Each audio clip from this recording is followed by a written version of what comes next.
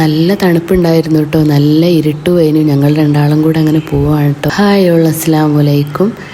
ഒരു ഗ്ലാസ് വെള്ളം കുടിച്ചുകൊണ്ട് തന്നെ ആയിക്കോട്ടല്ലേ ഇന്നത്തെ തുടക്കം. നിങ്ങളായിരിക്കും ഇവളെന്നും രാവിലെ ഇതൊരു പതിവാണ് ഈ വെള്ളം കുടിയുന്നില്ല. ഇല്ല, ഞാൻ വെള്ളം കുടിക്കാറൊന്നുമില്ല. ചില ദിവസമൊക്കെ കുടിക്കാറുണ്ട്, എന്നും കുടിക്കണമെന്ന് വിചാരിക്കും. പക്ഷേ അതൊരു കണ്ടിന്യൂ ആയിട്ടൊന്നും കൊണ്ടുപോകലില്ല. ഇൻഷാ അല്ലാ ഇനി എന്നും വെള്ളം കുടിക്കണം. രാവിലെ വെള്ളം കുടിക്കുന്നത് ഹെൽത്തിന് വളരെ നല്ലതാണ്. അറിയാഞ്ഞിട്ടല്ല, പക്ഷെ അത് ട്രൈ ചെയ്യാൻ കഴിയാറില്ല. അപ്പോൾ നമ്മളിന്ന് കുറച്ച് വിശേഷങ്ങളും കാര്യങ്ങളൊക്കെ ആയിട്ടാണ് കേട്ടോ വന്നിരിക്കുന്നത്. അപ്പോൾ ആദ്യം ഇതാ പുറത്തിവിടെ കാത്തു നിൽക്കുകയാണ് കേട്ടോ. മദ്രസ പോകാൻ വേണ്ടി നിൽക്കുകയാണ്. അപ്പോൾ രാവിലത്തെ ഒരു അവസ്ഥയാണ് കേട്ടോ പറഞ്ഞത്. ഇപ്പോൾ എക്സാം ആയതുകൊണ്ട് നേരത്തെ മദ്രസിൽ പോകണം. സാധാരണ 7 മണിക്കാണ് മദ്രസ്. അപ്പോൾ ഇന്ന് എക്സാം ആയതുകൊണ്ട് 6:30 അപ്പം നോക്കുമ്പോൾ ആ സമയത്ത് ഞങ്ങളൊരു 6:20 ആയപ്പോൾ ഇറങ്ങിയതാണ്. നോക്കുമ്പോൾ ആ സമയത്ത് അത്യാവശ്യം നല്ല ഇരുട്ടാണ് കേട്ടോ.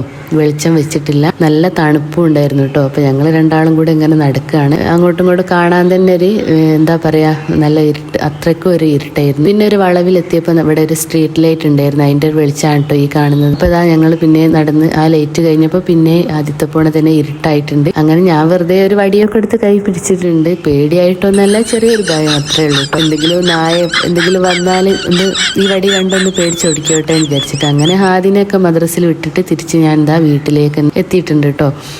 അപ്പോൾ വീട്ടിലെത്തിയ പാടെ തന്നെ ഏതായാലും ബ്രേക്ക്ഫാസ്റ്റ് ഉണ്ടാക്കട്ടെ എന്ന് കരുതി. അപ്പോൾ ഇന്ന് പത്തിരി ആയിട്ടോ ചുടാൻ പോകുന്നത്. ഞാൻ പറയാറുണ്ടല്ലോ, ഞങ്ങൾക്ക് ഏറ്റവും കൂടുതൽ ഇഷ്ടം പത്തിരി കഴിക്കാനാണ് കേട്ടോ രാവിലെ. അപ്പോൾ ഈ പത്തിരി പണി എന്ന് പറയുന്നത് കുറച്ചൊരു റിസ്ക് ഉള്ള പണിയാണ്, കുറച്ച് ടൈമൊക്കെ വേണ്ടിയ പണി. അപ്പം ഞാൻ ഇന്ന് ഈസി ആയിട്ട് ഒരു പത്തിരി ഉണ്ടാക്കുന്ന റെസിപ്പിയോടും പറഞ്ഞുതരാം കേട്ടോ.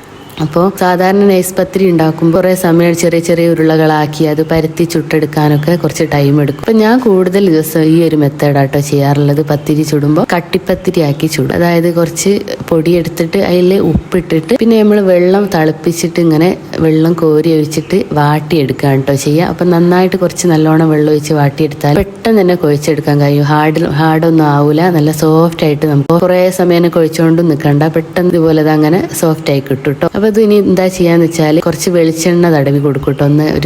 ഒന്നുകൂടെ ഒരു കയ്യിലൊന്ന് ഒട്ടി പിടിക്കാതെ നിൽക്കാനും ഒന്നുകൂടെ സോഫ്റ്റ് ആവാനും വേണ്ടിയിട്ടാണ്. അപ്പോൾ പിന്നെ കുറച്ച് വലിയ ഉരുളകളാക്കി ഇതിങ്ങനെ ഉരുട്ടിയെടുക്കുക കേട്ടോ ചെയ്യാം. അപ്പോൾ കുറേ സമയം പരത്തി ചുട്ട് സമയം കളയേണ്ട ആവശ്യമില്ല. ഇതിങ്ങനെ ആകുമ്പോൾ ഒരു 3-4 പത്തിരിൻ്റെ വലിപ്പം ആയി വരും ഈ ഇത്ര വലിയ ബോളാക്കുമ്പോൾ. അങ്ങനെ കുറച്ച് ബോൾസ് ആക്കി വെക്കുക. അപ്പോൾ എന്താ പറയുക, കുറേ അധികം എണ്ണം ചുട്ടെടുക്കണ്ട, നമ്മൾ ചുടാനും വേഗം പരിപാടി കഴിയും. പിന്നെ അതാ പ്രസ്സിൽ വെച്ചിട്ട് പരത്തി എടുക്കാൻ കേട്ടോ. ഏകദേശം ഇതാ ഈ ഒരു കട്ടി ഈ ഒരു ഇതിലൊക്കെ ആണ്, റൗണ്ടിലൊക്കെ ആയിട്ട് പരത്തി എടുക്കുക. അപ്പോൾ ഇതാ ഇനി പരത്തിയൊക്കെ കഴിഞ്ഞിട്ടുണ്ട്.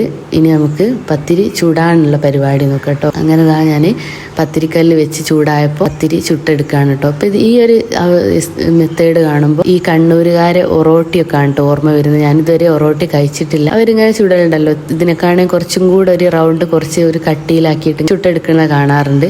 ആ ഒരു മെത്തേഡാട്ടോ ഓർമ്മ വരുന്നത്. അപ്പം ഞങ്ങൾ ഈ കട്ടിപ്പത്തിരി എന്ന് പറയുന്നത് സാധാരണ ഇതല്ല കേട്ടോ, ശരിക്കും ഇതിൻ്റെ ഒരു മെത്തേഡ് ഇതല്ല. എൻ്റെ ഉമ്മയൊക്കെ ഇങ്ങനെ ഉണ്ടാക്കാറുണ്ടായിരുന്നു. വാഴയിലയിൽ വെച്ചിട്ട് ഇതുപോലെ തന്നെ റൗണ്ടിൽ നല്ല കൈ കൊണ്ട് പരത്തി എടുത്തിട്ട് ഈ മണ്ണിൻ്റെ ഓട്ടട ചുടുന്ന ചട്ടിയിൽ വെച്ചിട്ട് കേട്ടോ ഓരോന്നായിട്ട് അങ്ങനെ ചുട്ടെടുക്കലേനി. അപ്പം അത് നല്ലൊരു ടേസ്റ്റുമാണ് കഴിക്കാൻ. ഇത് ടേസ്റ്റ് കുറവൊന്നും ഇല്ല കേട്ടോ.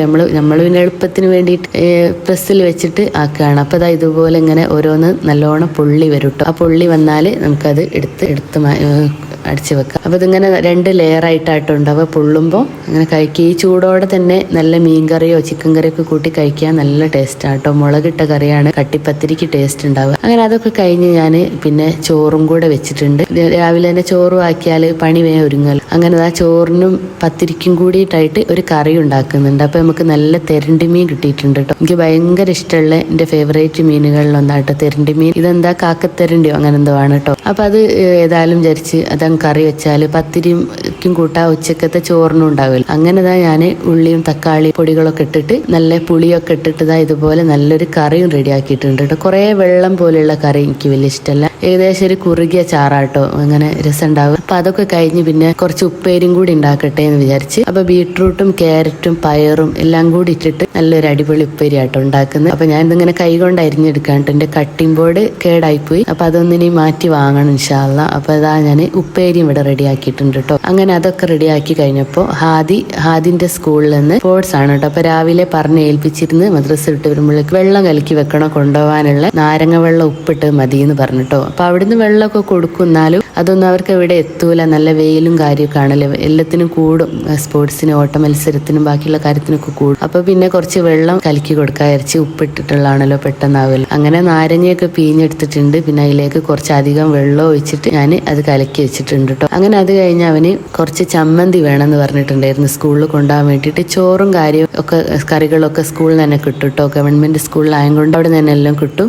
അപ്പൊ അവൻ്റെ ഇടയ്ക്കൊക്കെ ഇതുപോലെ എക്സ്ട്രാ ചമ്മന്തിയോ അങ്ങനെ എന്തെങ്കിലും കൊണ്ടുപോകും. അവന് ഭയങ്കര ഇഷ്ടമാണ് കേട്ടോ. ഞാൻ ഈ വറ്റൽമുളകും ഉള്ളിയും പുളിയും ഒക്കെ ഇട്ടിട്ടുണ്ടാക്കുന്ന ചമ്മന്തി, അപ്പൊ അത് അവന് വേണമെന്ന് പറഞ്ഞിട്ട് ഞാൻ അത് റെഡി ആക്കിയിട്ടുണ്ട്. അപ്പോഴേക്കും ഞാൻ കുപ്പിയിൽ വെള്ളമൊക്കെ നിറച്ച് വെക്കാണ്ട് 2 കുപ്പിയിലാണ് വെള്ളം കൊണ്ടുപോകുന്നത്. അപ്പൊ ഈ ചമ്മന്തിന്റെ റെസിപ്പി ഞാൻ നമ്മളെ ചാനലിൽ ഇട്ടിട്ടുണ്ട്, വേണ്ടവരൊന്ന് പോയി കാണണം കേട്ടോ. നല്ല ടേസ്റ്റി ആയിട്ടുള്ളൊരു ചമ്മന്തിയാണ്. അപ്പൊ ഞാൻ കുറച്ചധികം തന്നെ ചമ്മന്തി എടുത്തിട്ടുണ്ട് അവന്റെ ഫ്രണ്ട്സിനൊക്കെ കൊടുക്കാൻ വേണ്ടിയിട്ട്. അങ്ങനെ അതാ ഞാൻ ചമ്മന്തിന്റെ പാത്രമൊക്കെ എടുത്ത് വെച്ച് സെറ്റാക്കി. അപ്പൊ അവന് ആകെ നല്ല ഹാപ്പി ആയിട്ടുണ്ട് കേട്ടോ.